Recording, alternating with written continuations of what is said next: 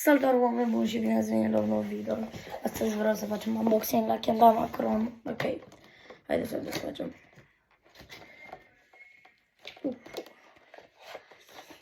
Hai să nu mai intri asta. Ups. Ok, avem aici string tolul și ața de rezervă. Ok, asta le vom lăsa deoparte. Sticker n-am primit. Oh, da, avem asta aici. Asta cred că o să mi-o lipesc aici, pe birou. Da, o să mi-o lipesc pe birou.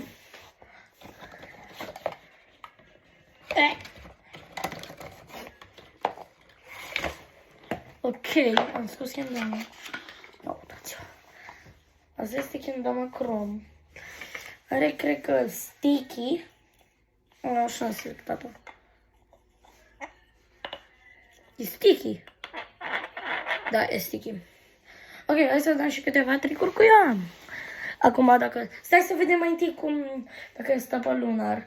Uite, vedeți? N-am degetul. Se dă foarte bine. Ok, bine, hai să dăm. Deci. Big cup. Small cup. Big cup. Small cup. Da, ok, nu mi iese big cup, small cup, ok. Elephant. Ok. Are ața de vreo... uitați, 10 degete maxim. Ok, hai să dăm un base cup. Base cup. Ok, acum hai să dăm și cu biluța în mână. Oh, n-are gozu. Extremus pop, gozu. Ok. Ok, are destul de mare gaura asta de aici pentru Spike. Ok, bine, hai să dăm și un Spike chiar că... O să dau in, că eu nu știu să-l dau pe ăla fără... învârtit. Ok, hai să dăm big cup. Small. Ok, hai să încercăm să dăm chem flip. Nu-mi iese. Ok, deci, recomand cu cel mai mare drag Kendamele Chrome. Uite, o să-l las fix aici. Fix aici o voi lăsa. Ca să vedem ce tricuri ne provoacă. Ok, uite. Ne provoacă big cup.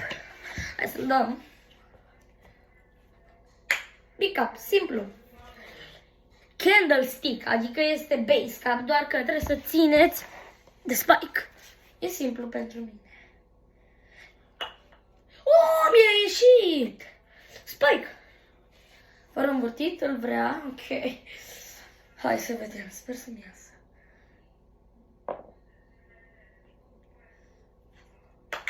Da, ok. Hai să facem cu învârtit noi.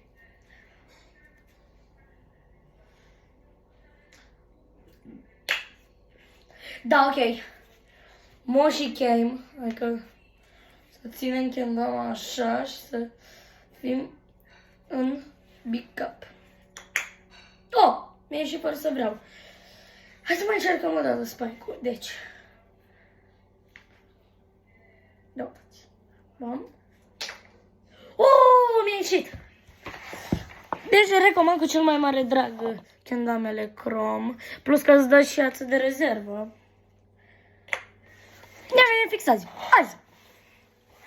Am aici string tool-ul, care string tool-ul ajută ca să bagi biluța aceasta mai ușor, adică să nu te chinui. Și uitați, cu cealaltă parte să băgați ața. Și cam acesta a fost video. Și hai să mai dăm o schemă puțin mai greuță. Hai să dăm Around the World.